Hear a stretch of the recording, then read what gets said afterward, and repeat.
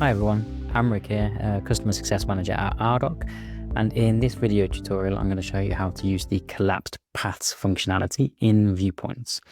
So collapsed paths are a really great way to show how two things are indirectly linked by a third thing which is in between, whilst filtering out the in-between step and just showing the end-to-end connection between two things. So I'm going to pick an example, which is a business capability which is realized by an application, and that application is impacted by a number of initiatives. And in this case, I want to hide the application to show how that business capability is indirectly linked to those initiatives and they indirectly impact the business capability.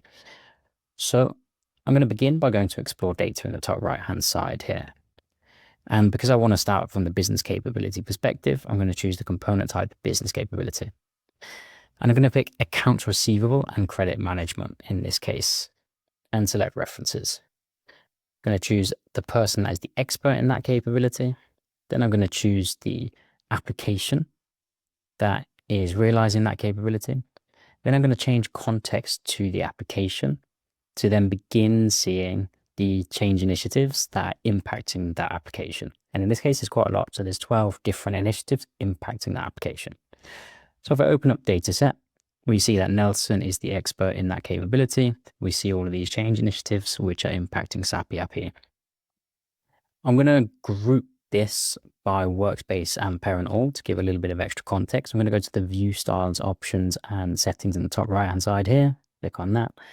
Adding a group here, which is by workspace and then by parent all, which just gives us a bit more context here. So now we see that these are change initiatives, we see SAP ERP as an application, and we see the hierarchy within the business capabilities that is within finance and the supporting capability. But it may be that if we want to show this to Nelson, we want to show how the capability Nelson is an expert in is actually indirectly impacted by those change initiatives, without showing the application as the middle ground.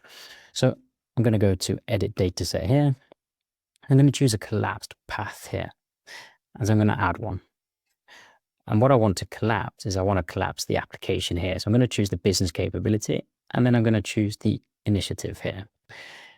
And then I'm going to add in some display text, which will show on the reference that we will temporarily create, which will be directly from the capability to the initiative, hiding the application.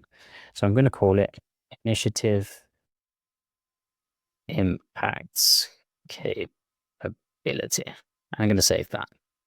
And now if I update dataset, we'll see that we've now hidden the application and created a temporary reference directly from the capability to the initiatives here, so that we can hide that and show Nelson how those change initiatives are impacting indirectly the capability that Nelson is an expert in. So it allows you to kind of filter and tailor your visualization for your stakeholder. And you'll see there's a green toggle here. So if we want to add in SAP ERP, we can toggle that off. And now you'll see that the application is actually a middle ground between the change initiatives and the capability. So you can toggle this on and off depending on who you want to show and how you want to show your visualization. So I hope this was useful. If you have any questions, then feel free to reach out to support or your customer success manager, and check out our YouTube channel for more video tutorials. Thank you very much.